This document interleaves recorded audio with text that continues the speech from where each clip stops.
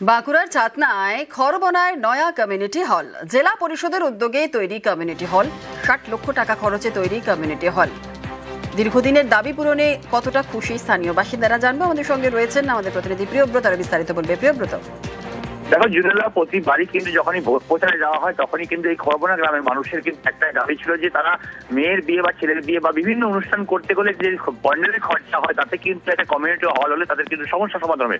সেটাই কিন্তু সমস্যার সমাধান করলো বাঁকুড়া জেলা পরিষদ। প্রায় ৬০ লক্ষ টাকা খরচে বাঁকুড়ার ছাতনা ব্লকের খড়বনা এলাকায় এই কমিউনিটি হল তৈরি হয়েছে, যেখানে প্রায় একসঙ্গে ২০০ জন মানুষ একসঙ্গে বসে খেতেও পারবে এবং বিবাহ, অন্নপ্রাশন সহ বিভিন্ন যে সামাজিক অনুষ্ঠান তার কিন্তু অনুষ্ঠানও করা সম্ভব হবে।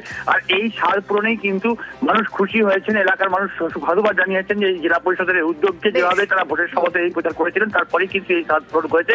এতে খুশি কিন্তু জেলা পরিষদ। ধন্যবাদ।